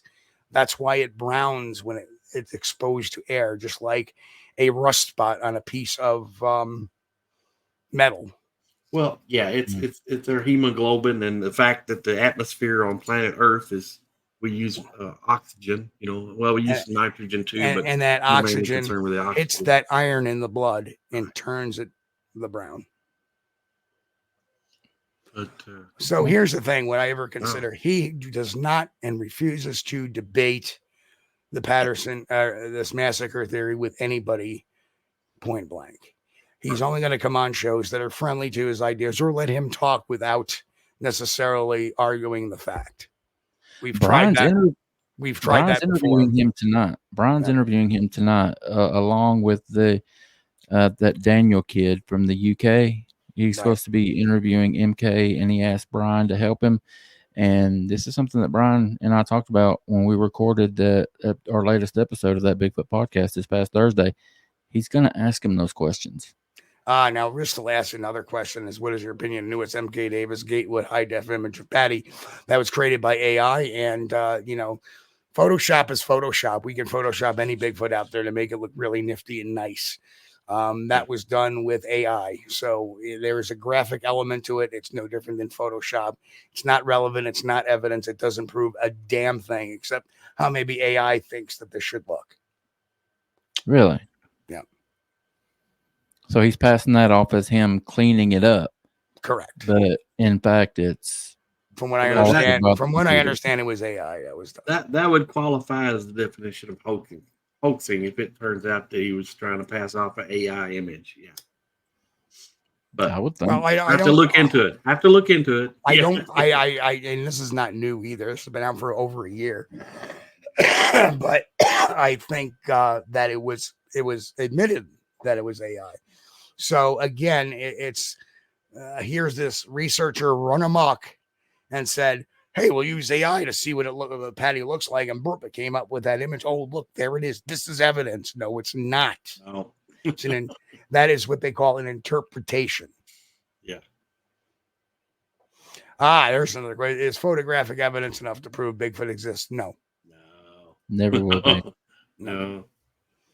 And, you know, it would already be proven if it were. There's a lot of the stuff about the Patterson Gimlin film that I really like, you know. Now, I don't know if that's showing a Bigfoot there or not. Some people say, obviously it is. Some people say, oh, no, it's a man in a suit. Now, I'm going to say the truth, and the truth is I don't know. But there were some things about it that I liked. There's also some things about it that I didn't like. And truth be told, you know, there are a lot of people that'll put a lot of these wacky ideas out there just to get their name in the books. Mm-hmm. Mm-hmm. In hopes that maybe some, you know, Hollywood show will pick them up and say, hey, look at this guy, look what he does. And then get, you know, 10, 20s and hundreds of thousands of subscribers on YouTube. That's their goal, I think. I really think the end goal of certain people. Yeah. And you got to be wary of them. We do the work the hard way around here. Oh, this is a good one from Troy. How do you prove they exist then? Well, what you do is bring in a piece of physical evidence that yields DNA with the evidence to back up what you collected it from, how you collected it, and where you collected it from. I think it's going to take a body, guys. It may. It just might. It just might. But let's say this. Say you have a trail cam in a particular area and you have a Sasquatch go over there and grab something and eat something and leave some of it behind. Okay. Now you got the video of that. You go over there and forensically correct that. And the video will show that too. Okay. Mm-hmm. The chain, it's properly collected, forensically properly collected. It is sealed in a bag. The bag is signed. A chain of evidence is proper. You ship that off to a DNA lab. You ship your video, and that gets handled like evidence. And then you take the both of them with the chain of custody and present them to science. It's going to end with the DNA result being, hey, this is something we don't know what it is. Yeah. Well, here's the video of us, of the creature that made that DNA sample, because you clearly see it there on film, eating whatever it's eating and dropping it and walking away. There's the video of us collecting it. Here's the chain of custody. Here's the DNA report of what actually took a bite into that, because we got a saliva sample off of it. It's going to be pretty hard for science to say this does not exist. But you're still going to have those researchers out there that scream, guy in a suit, this is a hoax. But that's why you have the DNA to back that up. Yeah, you can't fake. You can't fake DNA. No. Well, you can. Well, hold on, you can. You can't fake DNA. Ketchum study. Well, but if it's done by a reputable group correctly, and it comes up as something that makes sense, right? That hey, this is a primate. Its genus is primate, or its family is primate. And this is where it branches off to. And this is the DNA similar to ours and similar to this and similar to that. But this is where it differs. Here it is, done by whoever.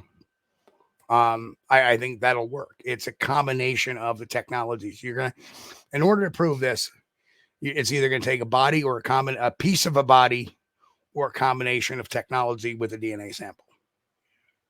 I will say this, that if a DNA sample is collected blindly, and it turns out to be a Sasquatch, or what we believe it to be as a Sasquatch, it's definitely going to interest science then. The problem is that hasn't been done yet. We're shooting ourselves in the foot by saying, well, there's nothing we're going to do that's going to make, prove that this is real to science. That's not true. That's giving up. That's saying we can't do it. If that's the case, well, that's it. Good night, folks. We're done. There's no sense in continuing at that point in time. Well, I think we're going to bring one in. There's another question. Do Bigfoot have paranormal abilities? Which say you, Wayne? So we're talking about woo, right? I would think so. I don't know, Steve. I agree with you. When I started this years ago, you could not convince me that these things were nothing more than biological creatures. I felt like they're another one of God's creations that he put here, and we just don't know much about it. We hadn't caught up to it yet. We don't have a sample. I mean, it's very arrogant for us to think that we know everything that's out there. So I was convinced that this was just a creature. But the more people you've talked to, coming up on probably around 1,000 people now in the years that I've been doing it or more, we're doing a huge disservice to ourselves and the community by not hearing everyone out and not listening to what they have experienced. Not everyone's lying. There's too many of these cases out there talking about orbs, seeing these light orbs in the woods right before you have a Bigfoot encounter. You got to listen to that stuff. Maybe it's coincidence. Maybe it's not. No, mind speak is something that, believe it or not, I'm open to. I don't know if we can do it with Bigfoot, but I believe that there are like twins. There's been reports of twins knowing what each other were thinking at certain times. I think it's possible. It can be done. So I always look at the whole mind speak aspect from that of the use of infrasound or infrasonic communication. The largest of all your mammals of each species can use infrasound. The blue whale can use infrasound. The elephants can use infrasound. The biggest cats can use infrasound. would make sense that the biggest primate would be able to use infrasound, and Sasquatch being a primate. Now, we know infrasound can put thoughts in your mind, make you hear things, make you see things. Problem is that some of these things, like these orbs, have been filmed, but they haven't been filmed with a Bigfoot. Yeah. Right. So that kind of, and there is natural phenomenon in the woods which can cause these orbs. Right. And then there is, such as certain gas emissions. And Chris and I have gone into that multiple times on the show. We've even seen that ourselves. But no Bigfoot. So, I kind of look at it from the aspect of, I think what we're looking at is a little bit of our own arrogance when we try to go to the supernatural explanation, because we can't explain why we haven't got one yet. Why can't we get one on trail cameras? Well, fact of the matter is, a trail camera is a needle in a haystack, no matter where you put it. Yeah. Even if you have 5 of them, that's 5 needles in the haystack, right? Your odds are a little bit better, but it's still 5 needles in a haystack. Yeah. Right. I think it's our own arrogance that we don't realize that, a deer can run across the road and jump into the woods. You look and it's gone. You don't see it. Yep. It's not paranormal. A deer didn't disappear. We've seen UFOs and UAPs spotlighting cows during the cattle mutilation era. We never assumed that the cows were aliens. Right. We've been abducted allegedly by alien craft. We've never said that we're the aliens, right? Yeah. Well, no. So, and Iron Dogger makes a great thing. There's orbs in the frozen Arctic, for crying out loud. Right? There's no Bigfoot up there. Right? So, I think we have, and think about a Sasquatch. Them being smart, they can move, they can hide behind a tree or partially obstruct themselves behind a tree. Something primates do. Gorillas do it. Chimpanzees do it. Orangutans do it. We do it. Why not a Bigfoot? Right. So again, they're using their natural color, their brownish red, which kind of blends in beautifully with its surroundings. And they use that to their advantage. Yeah. So to me, there's nothing supernatural about a Bigfoot. People say, well, they run really fast. Well, you know what? I dare anybody to try to run with bare hands, try to run down and grab a deer and bring it down. Because it's not going to happen. Then people say, well, we use guns and kill deer, but you're not talking about a deer's mind. You're talking about a primate mind, something that thinks, has situational awareness, has foresight and thought. Yeah. So that's why I don't think they are necessarily supernatural. I think they're just super intelligent. They're probably the closest thing in the evolutionary chain to us. I think they have more DNA than the chimpanzee has. Chimpanzee, I think it's like 98.4% of their DNA is identical to ours. Right. Which tells you that 1.6% of that DNA can change a hell of a lot. Yes. Right. It's a lot. Yeah. We're almost exactly the same as chimpanzees. So let's say Sasquatch is 99% of our DNA. Well, that's going to make it maybe a little bit smarter than that chimpanzee, but not quite as smart as us. Where chimpanzees don't use fire. Sasquatch don't use fire. Chimpanzees use simple tools. Sasquatch has been reported to use simple tools. Chimpanzees do not wear clothing. Neither do Sasquatch.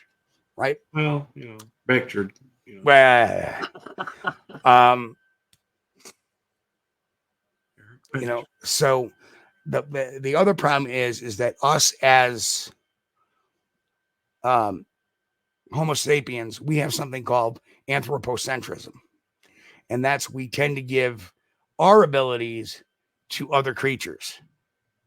Oh, look, the dog is playing hide and seek with us. No, it's not. Hide and seek is something humans do.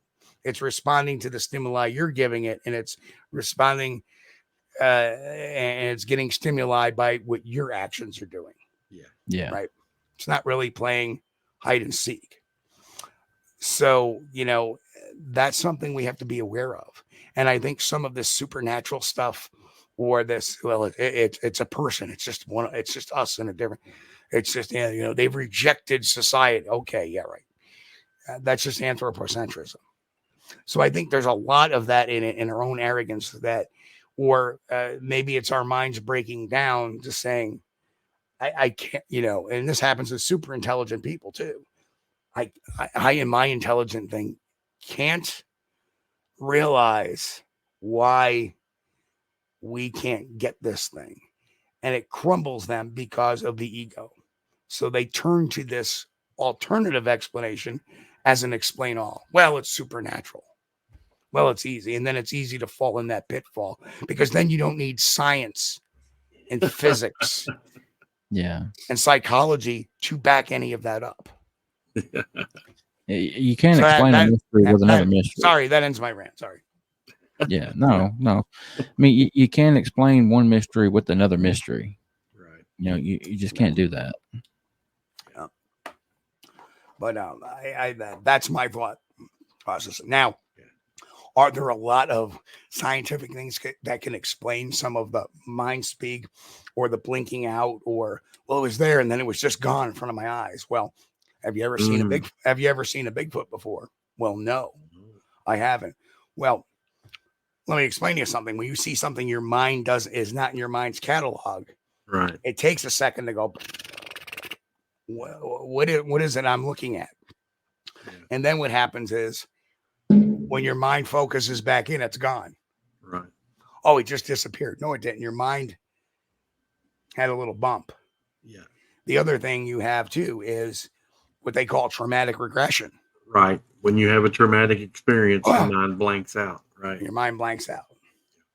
That's why people can't remember car accidents. Why people can't remember that moment of impact, even though they don't have a brain injury. They might have had a concussion, but the concussion isn't responsible for losing their memory. Right. It's the mind protecting itself from that impact. It's why kids who get abused forget that as small children, and they remember that as adults eventually. It's also, it would explain PTSD in people, or Bigfoot on the brain.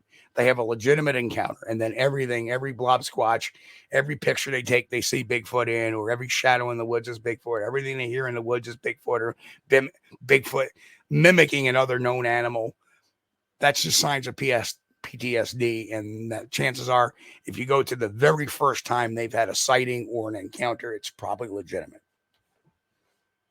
So that's just some food for thought on my it's interesting as hell. So what do y'all think about all the blob squatches and pareidolia red circle pictures that are bombarding the internet? Well, like I said, it goes back to people that have Bigfoot on the brain, PTSD, or it's the pareidolia effect. People see the Jesus in the grilled cheese sandwich, or the Star of David in the grill, I don't know, whatever, in the grilled cheese sandwich. And Nick, I don't know how to explain your ex's mom. That woman ain't natural. I'm sorry. But I can tell you something. There was a guy that ran into that situation. Will, you look like Bigfoot if you shopped at Kulls.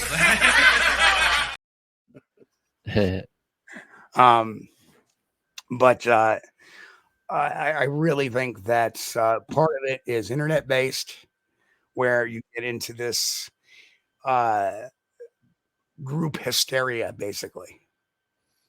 And you will find people that'll, go along with anything. It's almost like a mob mentality in certain. Well,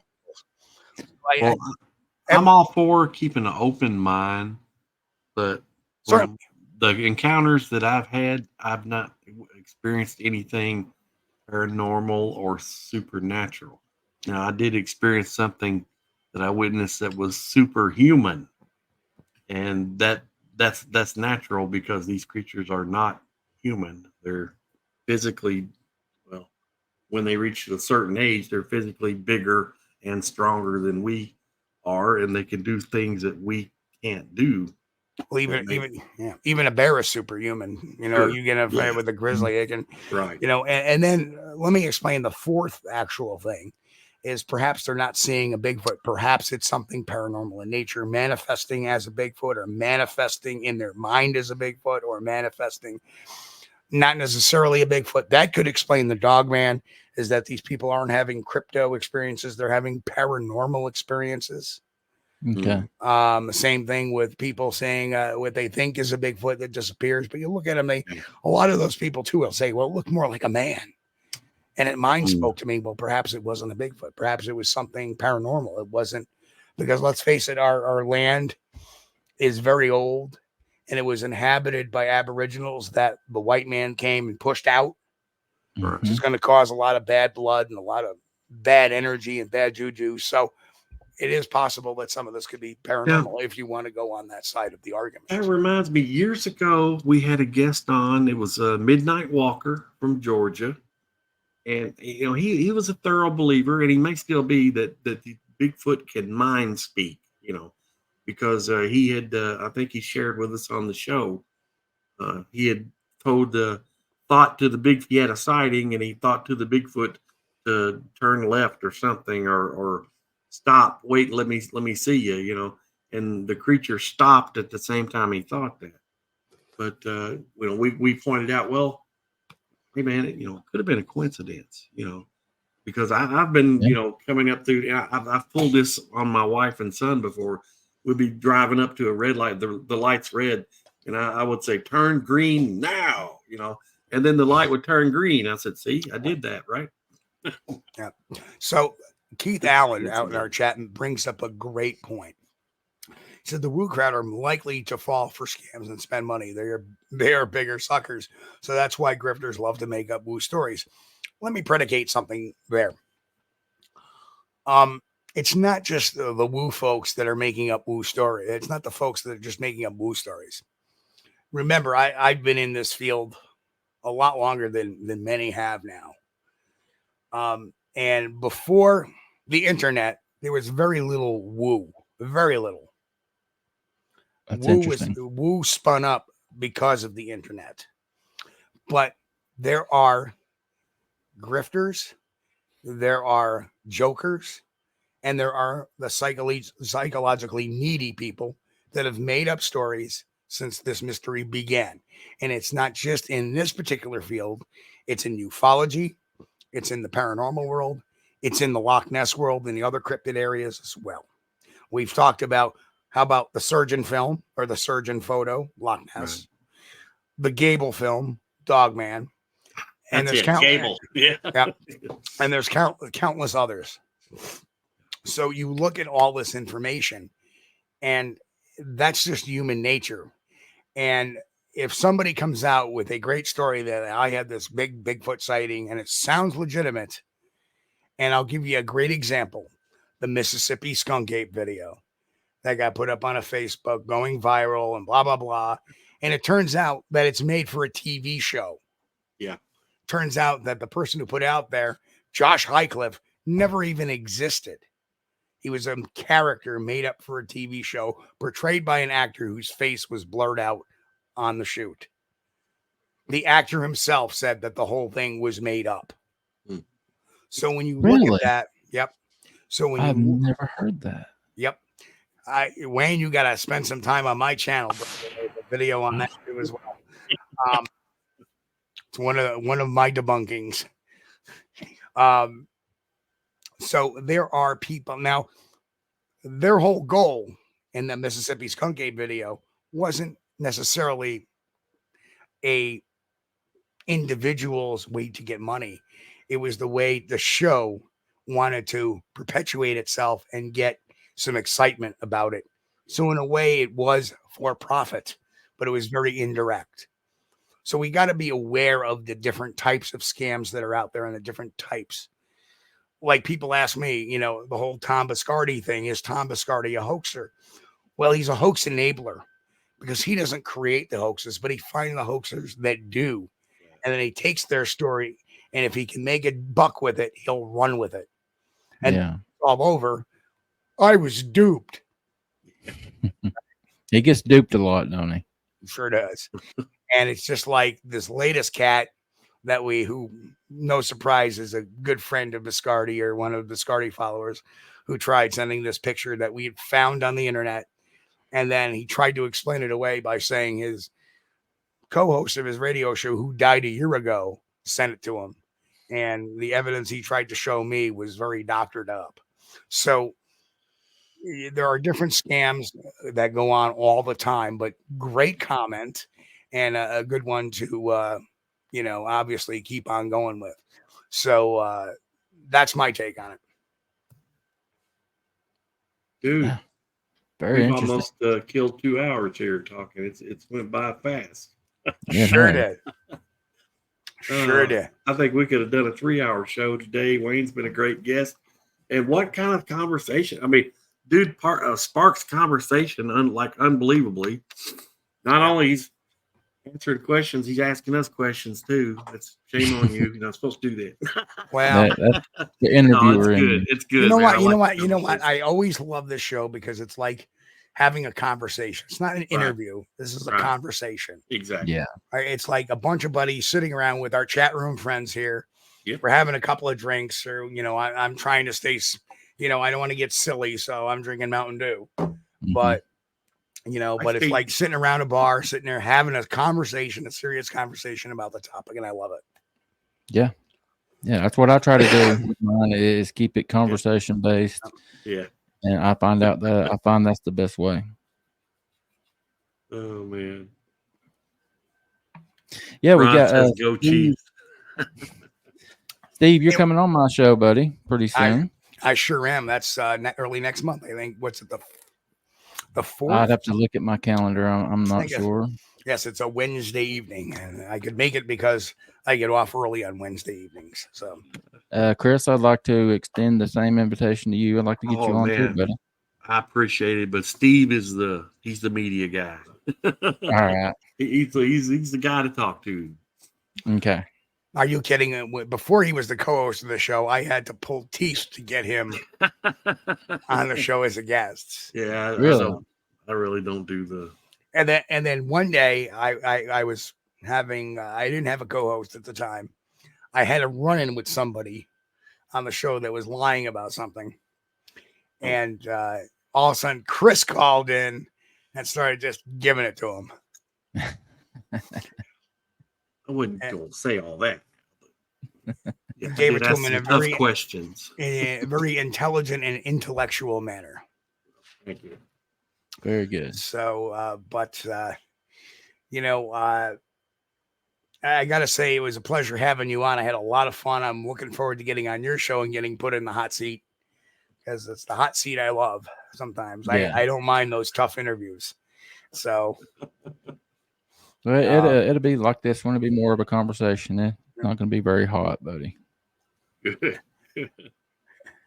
So anyway, Chris, do your thing. It's 10:59, brother. Again, I want to thank Wayne for being with us here tonight. It's been great, man. Thank you so much.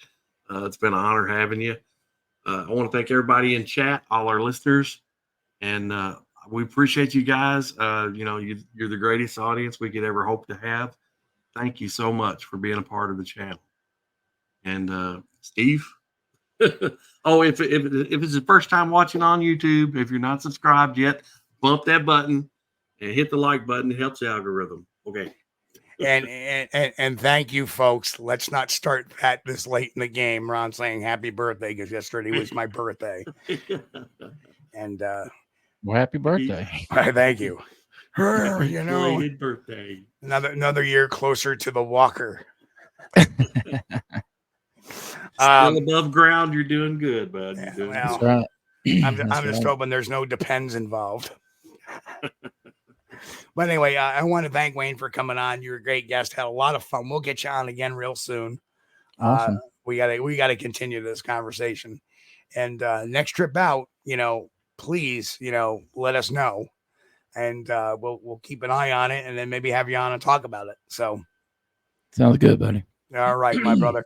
All right, folks, on behalf of everybody here, we want to wish everybody a happy and safe week.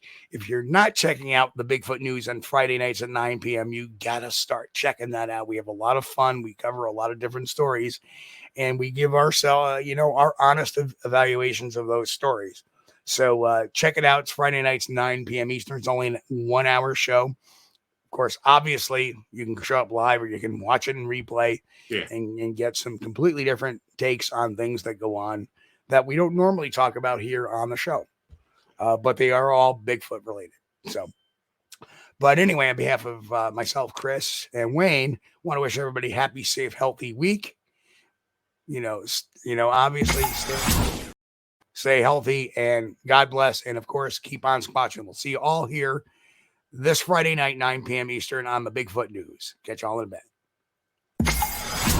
Hey folks, you've been watching Squatch-D TV. Join us each week, Sunday night at 9 p.m. Eastern for the latest on the Bigfoot mystery. As always, we thank you for being our loyal viewers and encourage all to subscribe to our YouTube page at youtube.com/Steve Kulls. As always, have a great week. Stay safe. God bless and keep on squatching.